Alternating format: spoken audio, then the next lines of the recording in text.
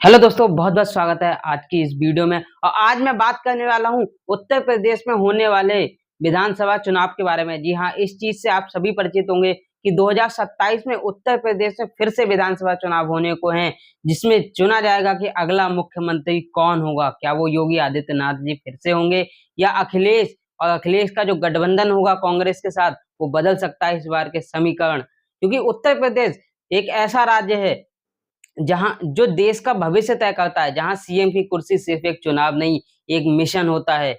उत्तर प्रदेश वो राज्य है जहां लड़ाई सिर्फ वोट की नहीं, जहां लड़ाई होती है ताज की कि कौन बैठेगा लखनऊ की गद्दी पर, किसके सर पे आएगा उत्तर प्रदेश का ताज। उत्तर प्रदेश एक बहुत बड़ा राज्य है। 2027 के चुनाव से आने वाले लोकसभा चुनाव में भी जो एक बहुत अहम, बहुत महत्वपूर्ण भूमिका निभाता है। जो भी बैठता है लखनऊ की गद्दी पर लोकसभा चुनाव में, उसकी एक बहुत ही महत्वपूर्ण भूमिका होती है। उसके द्वारा किए गए जो भी कार्य हैं वो लोकसभा चुनाव पर भी बहुत ज्यादा इफेक्ट डालते हैं। तो इस बार आप सभी जानते हैं कि अगले 2 साल में विधानसभा चुनाव होने को हैं, और सभी पार्टी, सभी दलों ने अपनी अपनी तैयारियां शुरू कर दी हैं। सभी ने अपने अपने जो समीकरण, अपने अपने प्लान, अपनी अपनी रणनीतियां बनाना शुरू कर दी हैं कि कैसे वो इस साल 2027 का विधानसभा का चुनाव जीत सकते हैं। क्या इस बार भी योगी आदित्यनाथ जी बैठेंगे गद्दी पर, या अखिलेश इस बार कर दिखाएंगे कोई नया कारनामा और अपनी जो यूपी की सत्ता है इस बार वो उस पर अपना आधिपत्य जमाएंगे, या फिर हो सकता है कोई नया खेल, क्या कोई बैठ सकता है कोई नया इस बार यूपी की गद्दी पर। ये सब जानेंगे हम इसी वीडियो में। तो चलिए आज की वीडियो में आगे बढ़ाता हूँ। आपको आज बताऊंगा कि किसकी सबसे ज्यादा संभावना है, कौन फिर से बनेगा यूपी का सीएम, या कोई नया चेहरा आ सकता है इस बार यूपी के सीएम के रूप में। तो चलिए वीडियो आगे शुरू करते हैं।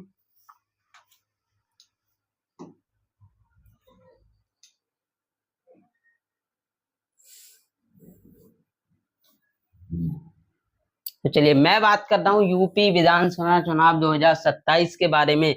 उत्तर प्रदेश का अगला मुख्यमंत्री कौन होगा? क्या वो होंगे योगी आदित्यनाथ, अखिलेश यादव जी, या फिर कोई नया आपको आगे कि आज हम किस किस टॉपिक पे बात करेंगे, कैसे आपको ये पक्का पता चलेगा कि कौन बनेगा अगला यूपी का मुख्यमंत्री। तो चलिए आगे चलते हैं।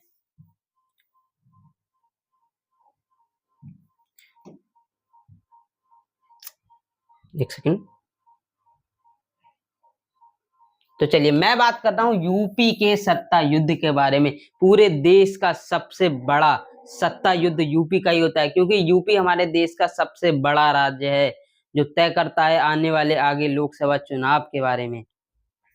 तो अब बात करेंगे क्या फिर से एक बार योगी सरकार, ये योगी सरकार, क्योंकि हम सब जानते हैं कि सबसे पहले ये शुरुआत हुई थी 2014 के लोकसभा चुनाव में, जहां हमारे प्रधानमंत्री श्री नरेंद्र मोदी जी पहली बार देश के प्रधानमंत्री बने थे।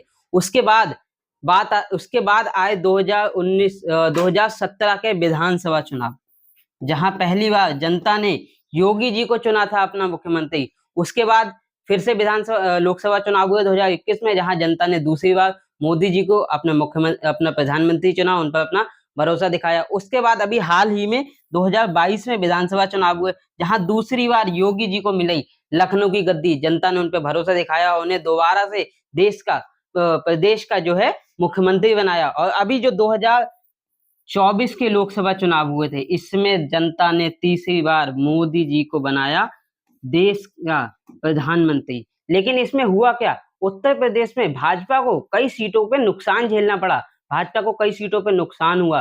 तो क्या अब 2027 में विधानसभा में फिर से जनता बनाएगी योगी जी को अपना मुख्यमंत्री, या फिर अब बदलाव जरूरी है? जनता बस यही कह रही है कि फिर से तीसरी बार योगी सरकार, या बस थक चुकी है जनता, अब बदलाव जरूरी है।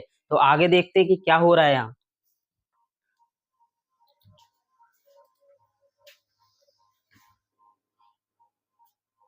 अब बात करेंगे हम, यार फिर से यही, अब बात करेंगे योगी जी के मुख्य कार्य के बारे में। देखिए, योगी आदित्यनाथ जी का वो नाम है जो 8 साल से उत्तर प्रदेश की गद्दी संभाल रहे हैं और 2 साल और संभालेंगे। जनता ने उन पर बहुत भरोसा दिखाया, 2 बार उन्हें प्रदेश का मुख्यमंत्री बनाया है। क्या तीसरी बार भी जनता यही करेगी? चलिए देखते हैं। अब योगी जी के द्वारा किए गए कुछ मुख्य कार्य क्या हैं, जिन पे जनता ने 2 बार उन्हें प्रदेश का मुख्यमंत्री बनाया। तो कुछ उन्होंने अच्छे कार्य करे हैं तभी तो बनाया। तो सबसे पहला, सुशासन और कानून व्यवस्था। योगी जी के शासन में आने से कानून व्यवस्था भी एक बहुत ही मजबूत कानून व्यवस्था हुई है। बहुत ज्यादा जो माफिया राज, जो गुंडा राज था, उसमें बहुत गिरावट आई है। भू माफिया जितने भी थे, लगभग माफियाओं का सफाया योगी सरकार ने कर दिया। जनता इससे बहुत खुश हुई और जनता ने इसीलिए उन्हें 2 बार प्रदेश का मुख्यमंत्री चुना।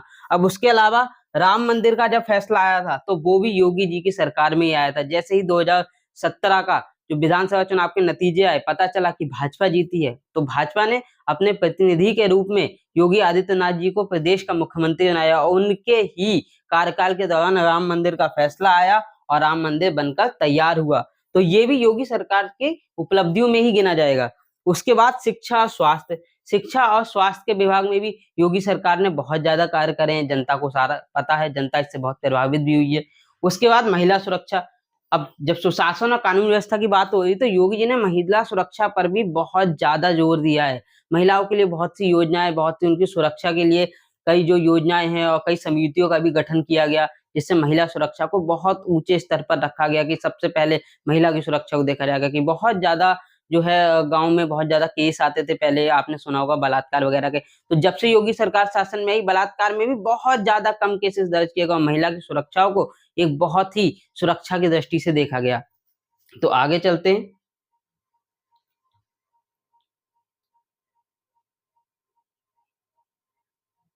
अब राज्य की अर्थव्यवस्था, योगी जी के शासन में आने के बाद राज्य की अर्थव्यवस्था में बहुत ज्यादा सुधार हुआ है। हमारे उत्तर प्रदेश की जो अर्थव्यवस्था है, वो एक बहुत अच्छे स्तर पर इस समय, जब से योगी जी जो है हमारे शासन प्रशासन में मुख्यमंत्री जी के रूप में सामने आए।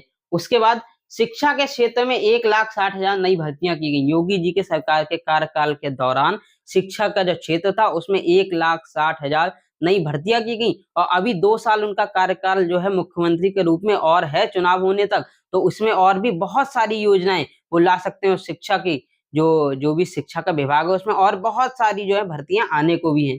उसके बाद अब धार्मिक स्थलों में बहुत वृद्धि हुई। योगी जी के आने से धार्मिक स्थलों में मथुरा में, और जो है अभी आपने देखा होगा जो अयोध्या में राम मंदिर बना, मथुरा में श्री कृष्ण जन्मभूमि का एक विवाद चल रहा था, उसको भी सुलझाया गया कि मथुरा में कृष्ण जन्मभूमि जो है वो भी बनाई जाएगी बहुत अच्छे तरीके से। तो ये सब धार्मिक स्थलों में जितने भी बदलाव, जितने भी अच्छे सुधार हो रहे हैं, ये सब योगी जी की सरकार में ही हो रहे हैं। और एक तो देखिए, जैसा मैं आपको बता रहा था कि छात्रों को मुफ्त स्कूटी योजना में स्कूटी मिलेगी, 21,000 की धनराशि मिलेगी। इसके साथ साथ योगी सरकार ने टैबलेट और स्मार्टफोन का भी वितरण बहुत से विद्यालयों में छात्रों के लिए किया है। हर छात्र को टैबलेट, स्मार्टफोन, लैपटॉप ये भी बांटे गए, जिससे शिक्षा के क्षेत्र में वो और आगे अच्छा कर सकें। उनकी पढ़ाई में जो भी कमी है, कुछ जो छात्र होते हैं जिनके पास फोन नहीं होता है, लैपटॉप नहीं होता, वो आगे पढ़ाई करना चाहते हैं, तो ये सब सरकार के द्वारा ही किया गया है। हर एक प्रत्येक छात्र को टैबलेट, स्मार्टफोन और साथ साथ लैपटॉप, इन सब की सुविधा भी योगी सरकार के द्वारा ही की गई है। तो ये योगी सरकार के कार्य थे। लेकिन योगी सरकार की कुछ कमियां भी थी, जिससे आपने देखा होगा लोकसभा चुनाव में उत्तर प्रदेश में ही सबसे ज्यादा जो है भाजपा को सीटों का नुकसान हुआ। तो ये भी तो कुछ कमियां ही थी इसमें। क्या कि इस सरकार ने ओबीसी, पिछड़ी जाति की तरफ, या जितने भी एससी एसटी, इस जातियों पे इतना ज्यादा ध्यान नहीं दिया। और आरक्षण में भी कुछ ना कुछ इस सरकार ने कटौती की, जिसके द्वारा इनको बहुत ज्यादा नुकसान भी झेलना पड़ा। आरक्षण को क्या कहते हैं, कटौती की, और ओबीसी या जितनी भी पिछड़ी जाति थी, इन पर इन्होंने अपना ध्यान नहीं दिया। इसके साथ साथ एक सबसे बड़ा मुद्दा, सबसे बड़ी कमी जो योगी सरकार की मानी गई, वो मानी गई बेरोजगारी। देश का जो युवा है वो सबसे ज्यादा इस समय इसी चीज से परेशान है कि बहुत ज्यादा देश में, बहुत ज्यादा प्रदेश में बेरोजगारी है। तो इसका भी तो एक ये सरकार की कमी तो ये कि सरकार ठीक से युवाओं को रोजगार नहीं दे पा रही, जिससे सारे युवा जो है, जनसंख्या भी बढ़ रही है लेकिन रोजगार नहीं मिल रहा है। तो ये कहीं ना कहीं प्रदेश की एक सरकार की कमी में आएगा, जो प्रदेश को कहीं ना कहीं और प्रदेशों से थोड़ा पीछे छोड़ेगा। इसके साथ कुछ किसानों की कुछ नाराजगी भी योगी सरकार को उठानी पड़ी। किसान भी कुछ सरकार से नाराज हैं कि कुछ जो बीते किसानों के हित में कुछ फैसले नहीं है, जिससे किसान बहुत नाराज हुए। जिसने आपने देखा कि बहुत सारे धरना प्रदर्शन भी किए गए भाजपा सरकार के खिलाफ, कि किसान जो है भाजपा सरकार से काफी नाराज है। तो ये एक, हाँ, तो और एक और बड़ा क्या कारण है कि जो आवारा छुट्टा पशु है, जैसे गाय है, सांड है, जो पशुशालाएं हैं उसमें गाय बहुत ज्यादा गायें, इतनी पशुशालाएं नहीं बन पाई, तो ये गाय, ये छुट्टा पशु क्या कर रहा है, ये किसानों के गांव में जा रहा है, उनकी फसलों को रौंद रहे हैं, जिससे उनकी फसलें खराब हो रही हैं और सरकार इसका कुछ नहीं कर रही। किसान इससे बहुत ज्यादा पीड़ित है और किसान इसी बात से सबसे ज्यादा सरकार से नाराज है। तो क्या किसानों की नाराजगी योगी जी का रास्ता तीसरी बार रोक सकती है? ये हो सकता है कि किसानों की नाराजगी तीसरी बार योगी जी को मुख्यमंत्री बनने से रोक दे। तो अगर योगी जी को कुछ करना है तो इन सभी फील्ड अपनी कमियों को उन्हें सुधारना होगा। तो आगे चलते हैं।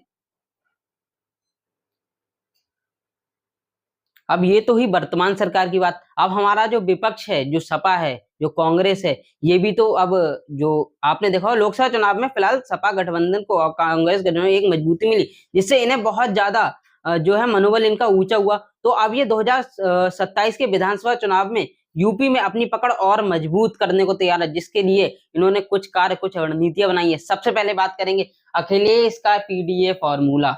जी हाँ, जो प्रदेश के पूर्व मुख्यमंत्री थे श्री अखिलेश यादव जी, उन्होंने एक नया फॉर्मूला उनके दिमाग में है, जो है पीडीए, जो हुआ पिछड़ा, दलित और अल्पसंख्यक। जो सपा सरकार है वो पिछड़े, दलित और अल्पसंख्यक इन तीनों को ही टारगेट करेगी। इनके द्वारा वो अपना जो है वोट बैंक और मजबूत करना चाहेगी। उसके साथ अब बीएसपी की भी वापसी, इस साल बीएसपी की भी विधानसभा चुनाव में वापसी होगी।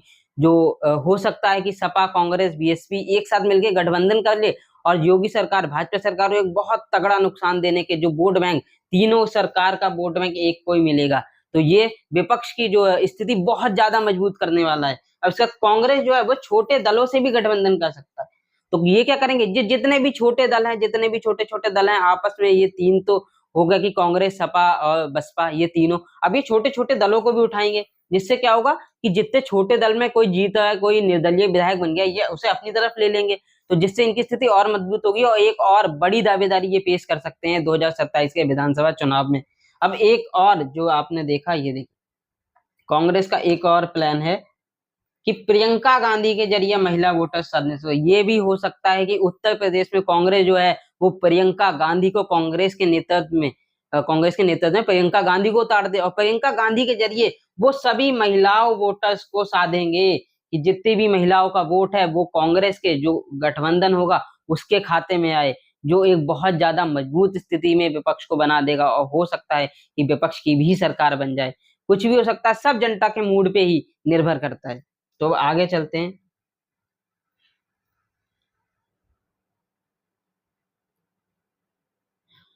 क्या हाथी फिर से करवट बदलेगा? मायावती फिर से एक्टिव मोड में। मायावती 2027 के विधानसभा में फिर से एक्टिव है। उन्होंने ये फैसला किया है कि वो फिर से उत्तर प्रदेश के विधानसभा चुनाव में लड़ेंगी।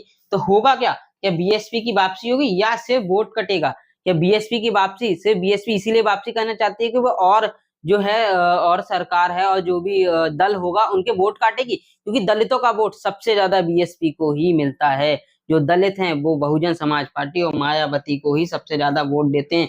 तो मायावती जब एक्टिव मोड में आई है और बीएसपी की अगर वापसी होती है तो इससे बहुत ज्यादा जो समीकरण है वो बदल सकते हैं, कुछ भी आगे हो सकता है। तो आगे चलते हैं। अब बात करेंगे जो सबसे मेन बात है कि आखिर जनता का मूड क्या है, जनता क्या सोच रही है, क्योंकि जनता का ही फैसला निर्भर करता है कि 2027 में किसकी विधानसभा, जो 27 में विधानसभा चुनाव होगा, किसकी सरकार बनेगी। जनता जिसे चाहेगी वो उसे अपना मुख्यमंत्री चुनेगी। लेकिन जनता सबसे ज्यादा मूड क्या है, एक तो बेरोजगारी, महंगाई, ये बहुत ज्यादा इंपॉर्टेंट, बहुत ज्यादा मुख्य जो है एक भूमिका निभाएंगे इस विधानसभा चुनाव में। और एक कानून व्यवस्था, आपने देखा कानून व्यवस्था तो बहुत अच्छी जो है योगी सरकार में हुई, बहुत ज्यादा कानून को मजबूत किया गया, बहुत ज्यादा जो है अपराधों में कमी आई इनकी सरकार में आने से। लेकिन एक बेरोजगारी, एक महंगाई, इन दोनों ने जनता की कमर तोड़ी, जो एक बहुत ज्यादा कह सकते हैं बहुत बड़ा फैक्टर रहेगा जो 2027 में विधानसभा चुनाव में आएगा। इन दोनों को मुद्दा बनाया जाएगा, एक बेरोजगारी और महंगाई सबसे बड़ा, ये दो मुद्दे हैं जो 2027 की विधानसभा में बहुत बड़ी भूमिका अदा करेंगे। इसके साथ युवा क्या सोच रहे हैं, पहली बार 2 करोड़ युवा बदल देंगे खेल। अब इस बार प्रदेश में 2 करोड़ युवा ऐसे हैं जो अपना पहला वोट डालेंगे। अब युवा क्या सोच रहे हैं, ये एक बहुत बड़ा फैक्टर है। इन 2 करोड़ युवाओं का वोट कुछ भी कर सकता है, कोई भी समीकरण बदल सकता है, सारा खेल बदल सकता है कि 2 करोड़ युवा। अब युवा सबसे पहले क्या था, युवा सिर्फ बेरोजगारी से ही परेशान है, युवाओं को नौकरी चाहिए। यदि योगी सरकार आने वाले 2 साल जो उनके हैं, अभी कार्यकाल में, अगर योगी सरकार इसमें युवाओं के लिए बहुत अच्छा कुछ कर देती है तो हो सकता है कि ये सारा जो वोट है युवाओं का वो भाजपा सरकार को भी जा सकता है, या ये भी हो सकता है कि ये सरकार पूरा गठबंधन को, ये जो वोट है युवा को ये गठबंधन के लिए जाए, जिससे विपक्ष की जो स्थिति है वो बहुत ज्यादा मजबूत हो जाएगी। अब एक और बात है कि गांव बनाम शहर की राजनीति होगी, हो सकता है गांव बनाम शहर की राजनीति हो, कि जो दल हैं, जो छोटे छोटे दल हैं जिनकी अपने गांव में और किसी एक शहर में बहुत बातचीत है, वो अपने शहर से जीत सकते हैं, तो गांव बनाम शहर की राजनीति भी की जाएगी। जिसका पल्ला भारी वही बनाएगा जो प्रदेश की सरकार। अब एक और इसमें एक जो सबसे बड़ी बात है कि महिलाएं किसे सपोर्ट कर रही हैं, महिलाएं किसे सपोर्ट करें, महिलाओं का वोट बहुत ज्यादा मुख्य और बहुत ज्यादा इम्पोर्टेंट है। एक महिलाओं का जो वोट है वो बहुत ज्यादा महत्वपूर्ण भूमिका अदा करेगा इस साल के विधानसभा चुनाव में। आपने देखा कि कांग्रेस भी प्रियंका गांधी के जरिए महिलाओं को इस बार साथ सकती है, महिलाओं को बहलाएगी, महिलाओं के लिए जो अच्छे कार्य, महिलाओं के लिए नई नई स्कीम, नई नई योजनाएं, जिससे महिलाएं जिस भी पार्टी का समर्थन करती हैं वो भी बहुत ज्यादा महत्वपूर्ण भूमिका निभाती है, उस पार्टी के जीतने के चांस बहुत ज्यादा बढ़ जाएंगे। अब आगे चलते हैं कि अब सब छोड़िए, आपकी सरकार आखिर बनेगी किसकी, किसकी सरकार बन सकती है 2027 के विधानसभा चुनाव में। तो अगर देखा जाए तो सबसे ज्यादा जो पॉसिबिलिटी है, सेकंड, सबसे ज्यादा जो पॉसिबिलिटी है वो है बीजेपी सरकार की। एक सेकंड रुकिएगा, ऐसे कर। तो सबसे ज्यादा जो पॉसिबिलिटी है वो है बीजेपी सरकार।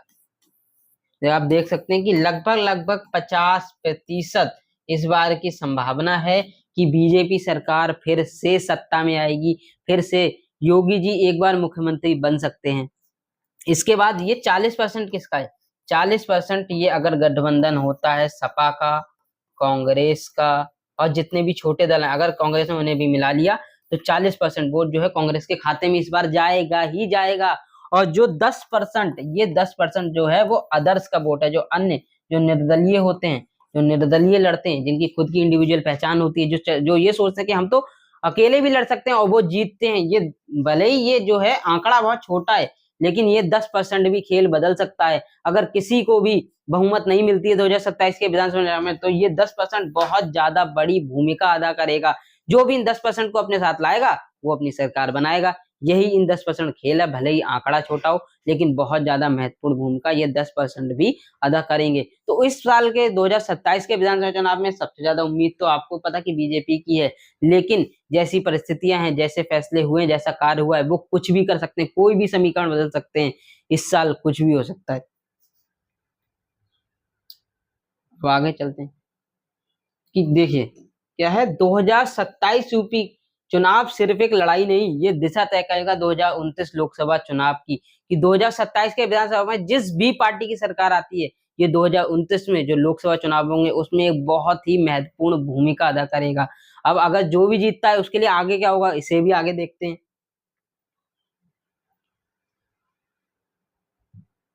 अब देखिए, अगर योगी जी जीतते हैं तो भाजपा का नैरेटिव बहुत मजबूत होगा। अगर तीसरी बार योगी जी की भाजपा की सरकार आती है तो 2029 में भाजपा सरकार को एक बहुत ज्यादा उनका जो भी नैरेटिव है वो और मजबूत होगा, वो और मजबूती की स्थिति में आएंगे कि जनता का उन पर अभी भी भरोसा है और जनता आगे भी उन पर अपना भरोसा बनाए रखेगी।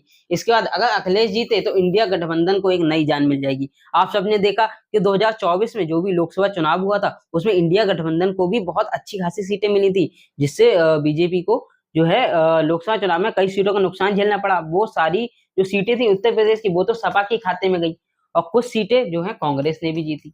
तो ये इनका क्या है, इन दोनों का गठबंधन तो ये इंडिया गठबंधन। अगर अखिलेश जीतते हैं तो इंडिया गठबंधन को एक बहुत ज्यादा मजबूती मिलेगी। 2029 के जो है लोकसभा चुनाव में वो अपने आप को एक और मजबूती की स्थिति में प्रकट करेंगे। हो सकता है जितने सीटें वो 2024 के लोकसभा चुनाव में जीते तो उससे ज्यादा जीत जाए। तो ये सब दो उत्तर प्रदेश में जो 2027 का विधानसभा चुनाव होगा इस पर ही निर्भर करेगा। अब इसका अगर सरप्राइज हुआ तो इतिहास बदल जाएगा। मान लिया अगर सरकार बीजेपी की बनती है तो हो सकता है बीजेपी एक और नया चेहरा मुख्यमंत्री के रूप में दिखाए। अगर ये होता है तो देश की राजनीति में एक नया पन्ना जुड़ जाएगा, एक हो सकता है देश का कुछ और जो सोचा वो ना हो, कुछ नया, जो नया मुख्यमंत्री है वो अलग तरीके से जो है देश को चला अपने प्रदेश को चलाएगा, अलग फैसले लेगा। तो ये भी हो सकता है कि बीजेपी या फिर जो इंडिया गठबंधन है, इनका तो सीएम बाद में तय होगा जब ये जीतेंगे, तो ये किसे अपना मुख्यमंत्री चुनते हैं, कोई नया चेहरा आया, तो ये भी बहुत ज्यादा एक महत्वपूर्ण, बहुत ज्यादा जो है जो भी राजनीति है उसमें एक बहुत ज्यादा बदलाव ला सकता है। अब बात कर लें कि ये सिर्फ चुनाव नहीं है, ये एक भविष्य की दिशा तय करने वाली लड़ाई है। उत्तर प्रदेश का एक जो चुनाव है वो सिर्फ चुनाव नहीं है, ये तय करता है लोकसभा चुनाव की, जो आने वाले चुनाव है उन सब की, ये भविष्य की दिशा तय करता है। और कौन बनेगा अगले मुख्यमंत्री, ये तो जनता के, जो जनता के जज्बात है, जनता के फैसले पर भी निर्भर करता है। तो अब सवाल आपसे कि कौन बनेगा 2027 में उत्तर प्रदेश का नया सीएम? क्या वो योगी जी होंगे, क्या अखिलेश, क्या मायावती, या कोई नया चेहरा? जरूर बताइएगा, अपनी राय कमेंट में जरूर दीजिएगा और वीडियो को लाइक शेयर जरूर करिएगा और हमारे चैनल को जरूर सब्सक्राइब करिएगा, क्योंकि उत्तर प्रदेश 2027 विधानसभा चुनाव की जो रणनीति है, जो भविष्य है, वो यहीं से लिखा जाएगा। तब तक के लिए जय हिंद।